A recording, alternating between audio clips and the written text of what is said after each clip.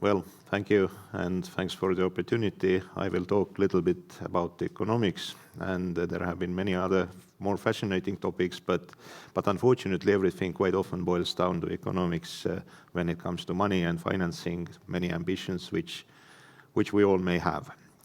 And looking to the most recent developments, one could say that Ukraine has of course doing quite well considering the circumstances. So one could say that the growth rates are not as bright as they were for the spring of this year, but still they are around double of the ones which we see in the Russian forecasts and incoming data.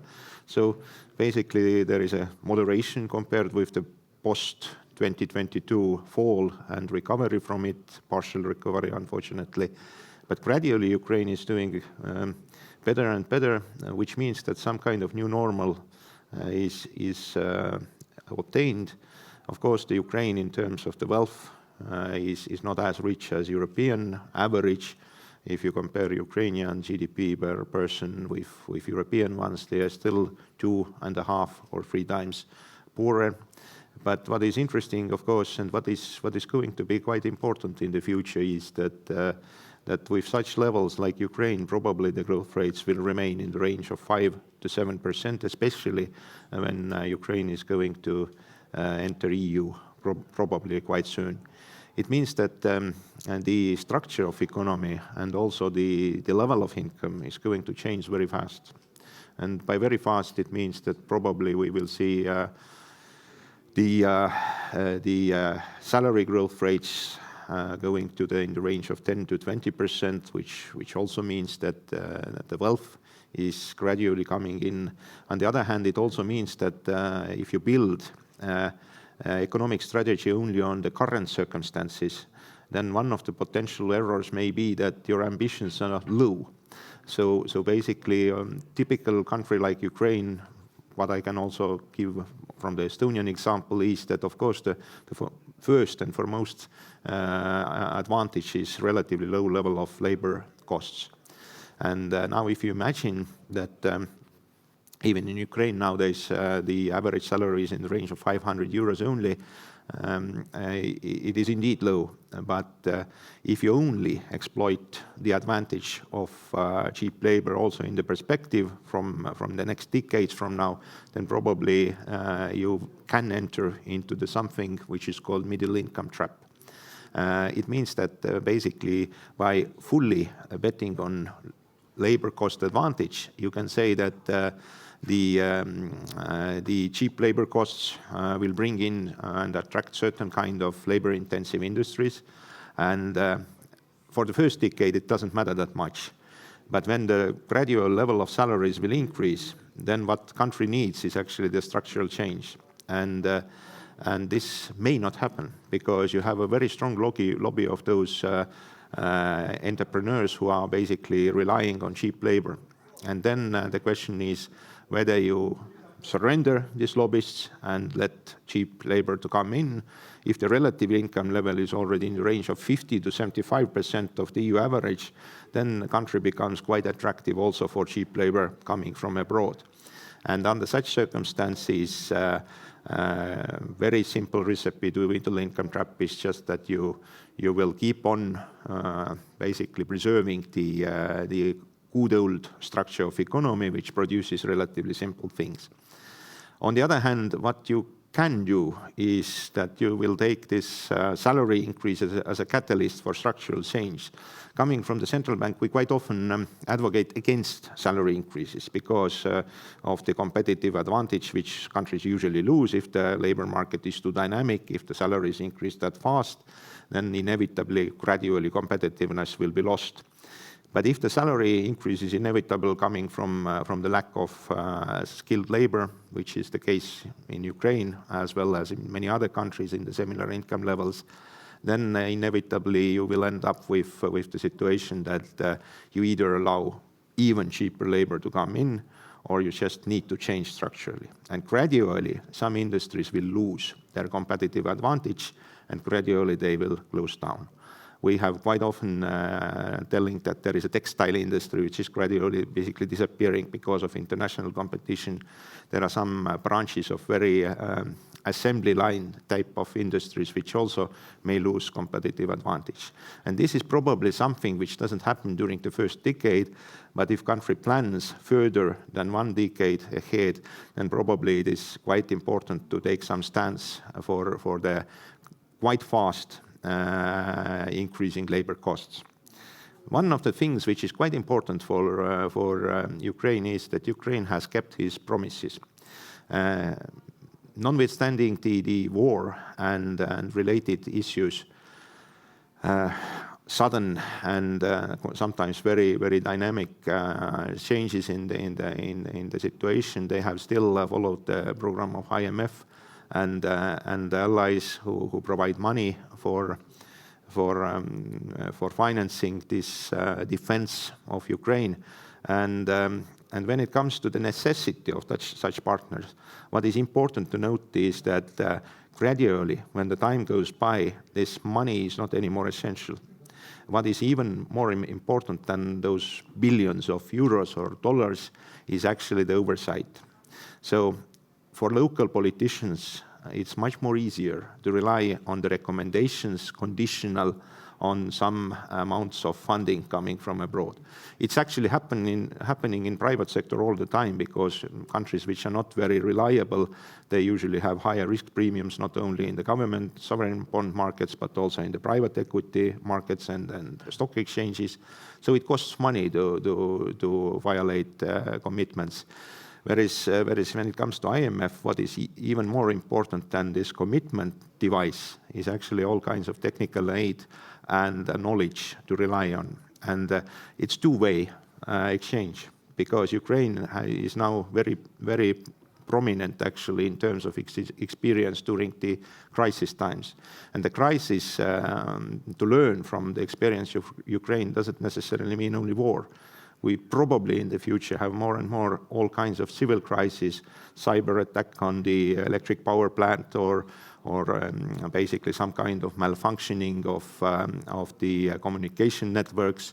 It may become a reality even without any wartime. And such experience which Ukraine has gained to survive such circumstances is quite useful also for other partners. And when it comes to economic policy, then basically it's not the case that they don't know what to do, but sometimes it's more easier to refer to IMF as a, let's put it this way, a bad cop who basically asks things to be done, which are not always the most pleasant. If the Ministry of Financial Affairs can refer to IMF commitment as a basically excuse for increasing the tax burden or tax revenue, then perhaps he or she would survive the next elections. One of the key things which connects actually Western economies and Ukraine is actually the lack of labor. And demographics is especially severe for Ukraine, because in late 1980s we are talking about the population of 52 million people, but now it has shrinked during 2022, probably around 6 million people left Ukraine, and now we are talking about 34 million persons only.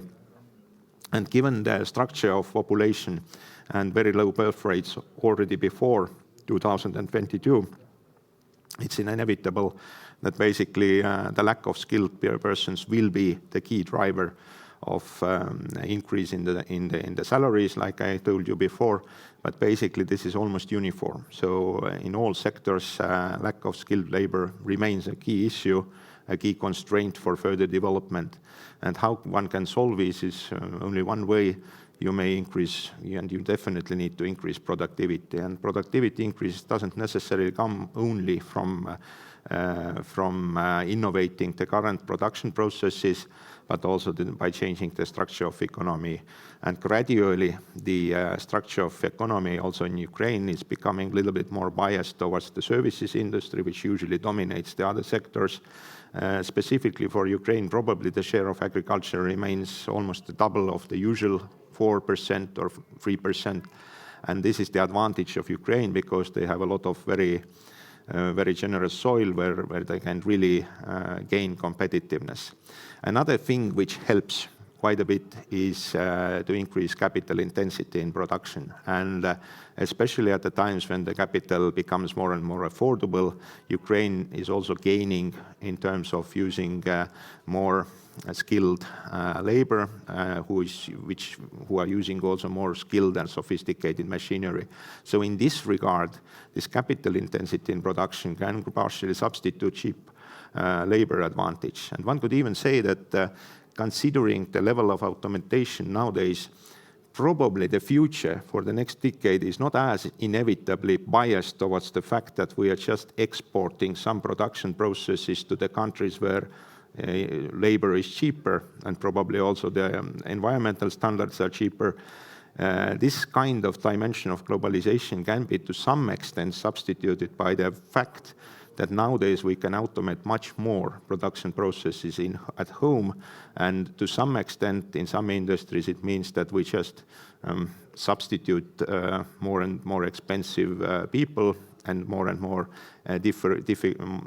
difficultly available labor with some kind of automats or robots.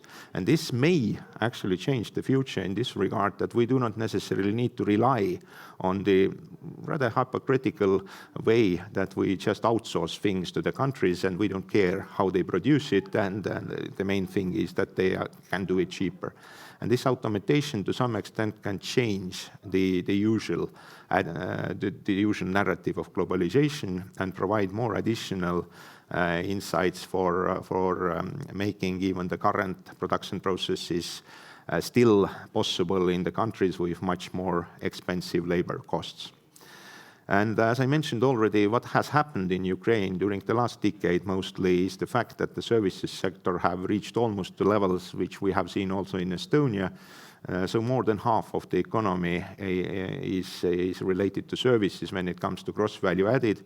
It's a little bit different when it comes to employment, because we know that the productivity in some services sector is so high that they don't need that much of labor, especially when it comes to IT and telecom sector. But to some extent, this structural change to less labor-intensive sectors like high-tech services means that basically you can still survive even if you have shrinking population.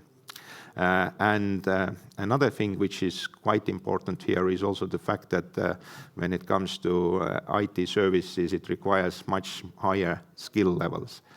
And in the very early stages of growth, one needs to remember that probably at current level of income, Ukraine is not very attractive for medium or low-skilled people, because they can earn more in Germany and many other countries. But what helps is the very good narrative of younger, talented specialists who do not desperately need this ultimate monthly income of 10,000 euros, but they want to start life in some regions which are interesting and dynamic. And one of the key things here is to keep housing costs low and to provide services for young families, especially childcare and all other issues, which are basically one of the factors behind very low birth rates anyway in countries like Ukraine. So if you can create in the early stages when country is relatively poor, housing is affordable, if you can make it attractive for young talents who are visible in the country because the country changes rapidly, then this is something which actually works quite well and which has gradually happening also in many other countries like Ukraine, and which actually happened also in Estonia. The cheap labor only comes after, when the relative wage level is already reaching 3/4 of the EU average. By this time, if you have changed the structure in the economy towards high-tech sectors, then probably you don't desperately need this inflow of cheap labor that much. And of course, like I mentioned already before, the agricultural sector remains the key also for Ukraine. And that's how actually, to make it fair, that's where the world also relies on Ukraine, because Ukraine produces quite a lot of commodities which are necessary for food industry. And one of the key international impacts of the war in Ukraine was actually the possibility that Ukrainian exports of grains and many other agricultural products would, if the export would be discontinued for some time, it creates a significant price impact in the markets. even if the price controls are not that relevant anymore. And we know that there are some channels where the export operates, some specific features of agricultural sector may be relevant to keep in mind. First and foremost, the capital stock in the agricultural sector is quite expired by now in Ukraine. They must invest quite a bit, and if the EU is already present, then it's much easier than now, of course. The employment in the agriculture sector probably would decrease because of the higher usage of capital and technologies. But what remains is relatively high dependence on seasonal and weather factors. So one of the reasons why export fell last year was also related to the harvest. And if the size of agriculture is about 9 to 10% of the overall output, then the volatility of it remains probably also quite often as a permanent feature.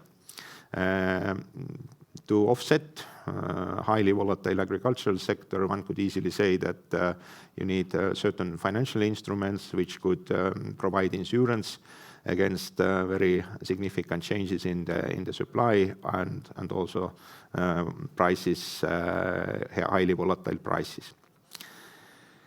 Nothing can happen unless Ukraine would gain at least double score in corruption. So corruption index is, according to Transparency International, rank the highest countries like Finland, when usually this index is beyond 90. If Ukraine would reach to the level of 70, then actually the investments would create meaningful impact. And we know that corruption has gradually been decreasing, because in early 2000s, the corruption index was 10 notches lower than now. Already during the wartime, we hear more and more news that several corruption schemes have been discovered. Considering the current level of corruption index, it's normal. And it's actually good that such things will come out. Without revealing the corruptive practices in government sector, you inevitably do not gain anything in this index and efficiency in the public sector. What is possible threat is that corruption will move from public sector to private sector. And Ukraine is a relatively large country, which means that private tenders and offers for contractors can be also attractive, and it is quite possible that some bribery and inefficiency will be gained as the fight in corruption is only limited to public sector. By definition, corruption is more related to public sector, but what is also necessary is transparency in the higher volumes transactions in the private sector. And here, by the way, the digitalization has helped Ukraine quite a bit already.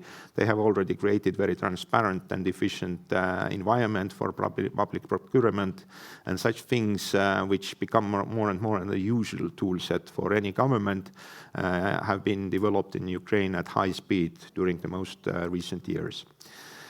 And that's why we do not necessarily say that this is a low-hanging fruit, but obviously in any funding which goes to Ukraine, one of the most dangerous caveat is the current level of corruption.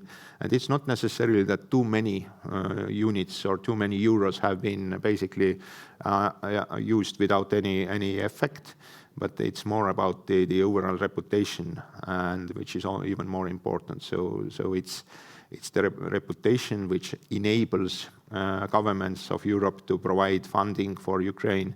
It's also the reputation would enable in the future of private companies or private investors to come to Ukraine. And this is something which is gradually disappearing, but every effort, even if it comes at the most unpleasant timing to fight corruption, is very reasonable. And of course, if you eventually end up with the levels of Estonia or somewhere near Estonia or Finland, then inevitably the efficiency of the government sector would increase very significantly.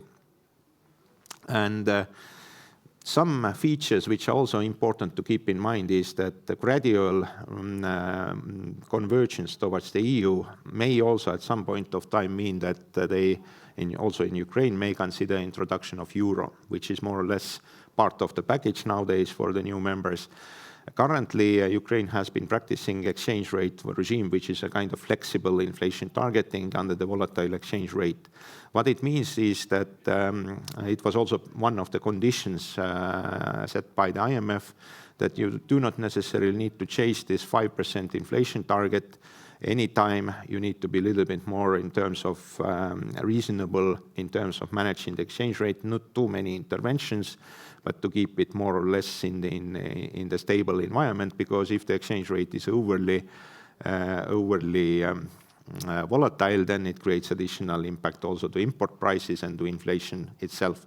But why this flexibility of exchange rate helps countries like Poland and Ukraine is the fact that much of their export is actually coming from their own soil, especially agricultural products. So to some extent, if you integrate further with supply chains of the European countries, then it changes. Gradually, the import content of your export increases. So you need to import more and more to export something. Even if you run an assembly line or participate in the car industry or machinery, it means that the exchange rate advantage of flexibility in exchange rate gradually disappears. So to some extent, perhaps the critical point of deciding whether to move from volatile exchange rate to some kind of fixed exchange rate, also towards the peg to euro, for example, could be reasonable also for Ukraine, because also coming from the experience of Baltics, of course, you need exchange rate stability to join euro at some point of time. But what is even more important is that you need quite a bit of simplicity in the system. So it must be transparent and simple, the system, because you may have much more volatility in the output anyway, but gradually this magic of exchange rate volatility or exchange rate flexibility will disappear as an efficient stabilization tool. And I already mentioned inflation, which is almost 2.5 times higher currently, around 10%, compared with the 5% inflation target. It's gradually actually coming down to 5%, most likely in the course of next 1.5 years, and mostly because we do not see any significant food price impacts. What must be kept in mind is that if the price level is about 40% of the EU average, then price level convergence is gradually happening. Not necessarily as fast as in Estonia, because we have a much more expensive neighborhood, but probably the inflation in Ukraine will remain in the range of 3 to 4% for the next 5 to 10 years because of the price level convergence, which is gradually happening.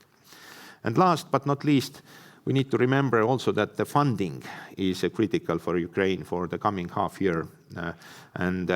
We do have the sources of funding. Basically, if you look at the frozen Russian assets, it's not only about Belgium, but mostly it's about, of course, about Belgium. Even if you add up the whole amount of the Russian assets which have been frozen, you end up with 300 billion euros. And we have been quite reluctant in Europe to provide any guarantees, but it's only in the range of 0.2 to 0.4% of the EU GDP. So considering this potential additional guarantee compared with other efforts which we do because of this unjustified war in Ukraine, actually it's a very small money. So of course politicians want to discuss things, they want to be very precise, but on the other hand it's a very low-hanging fruit to provide ease to Ukraine. And even if there will be some kind of legal disputes in the future, I think the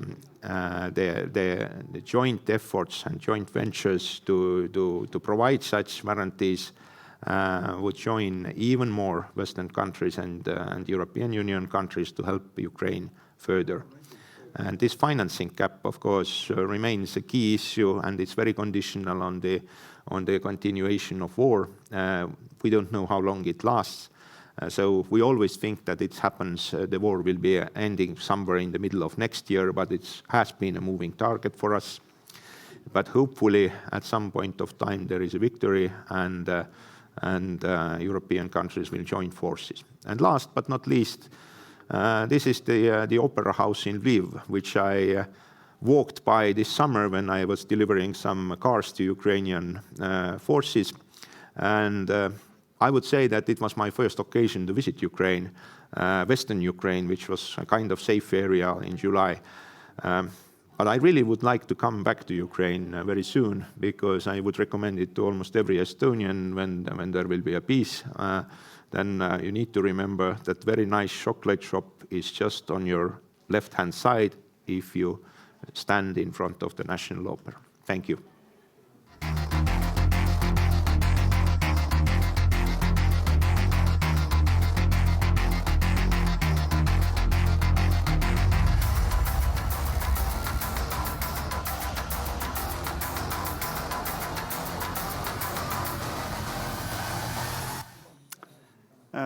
Thanks a lot, Peeter, for this quite deep economic talk about the Ukrainian economy and its potential. Actually, 2 years back, you were here. We were holding as well Delta Trends Day, and the topic was at that time the new economic world order. And you were talking about the Marshall Plan, how to rebuild Ukraine after the Russian warfare. Have you changed your minds or thoughts compared to the talk you gave at that time, and what are you thinking now? I would say that probably we need to help Ukraine not only because of Ukraine, and that the typical Marshall Plan type of setup is quite often perceived as a kind of asymmetric partnership. But actually we need more to help Ukraine because of the future of Europe, not necessarily to help the country which is in trouble. I have to admit that what I think remains the key is still the EU funding in the future. If they join EU, then probably the success story of Poland will be repeated. But what is now a little bit more a kind of additional thing, which we didn't consider that seriously 2 years back, was actually the funding from Russian frozen assets, which seems to be more and more likely. And I think even the national debt of Russia should nowadays, which is very small, it's less than 20% of GDP, we need to add the reparations already now when we talk about the national debt of Russia, because Russia owns this money to Ukraine. And in the very humble estimates, it's in the range of 250 to 500 billion euros. And my second question is linked to the same topic. Actually, this Delta Trends Day is organized by the Delta Management School, which is basically an economics and business administration school. And if I'm looking at the size of the Russian economy, it's kind of less than 2% of global economy. It's smaller than Italy. How come the global power cannot shut down the Russian economy and that's it, full stop to the war? Well, I have to admit that the key issue here is that the current generation of politicians do not have the experience of war. They have still the experience that things are very prolonged and very time-consuming, and they don't have that much of dynamism like people in Ukraine nowadays actually have experienced and developed. So the understanding, unfortunately, takes too much time, but I think we have reached the critical point when we just cannot wait anymore. And I think it's more and more perceived also by European leaders. Because the theory is supporting it as well. I mean, theory of strategic design or strategic problem solving, that you have to figure out which are the kind of big screws to turn in order to fix the small ones as well. I kind of feel that we go into this micromanagement of the same discussions the Russians are having. I mean, we are going to this 19th century war with huge amount of manpower and a little bit of technology in addition. But we are kind of forgetting the big screws we need to turn, and we have capabilities to turn. And we're continuously having that. The lack of vision is the key issue here. We don't visualize the end of the war. It's uncertain. And that's why it's much more afraid than prolonged war, which is much more expensive, by the way, also for European taxpayer, than the quick fix, which is actually available, considering the asymmetry of powers and money. Okay, and my last question, what do you think, is the war going to be over in 1 year's time? I do hope, because the main thing is that Ukraine must remain Ukraine, and if it takes additional efforts, then we must take those efforts. Yeah, and then we are fighting our war actually there. Yes. Okay, thank you, Peeter. Thank you.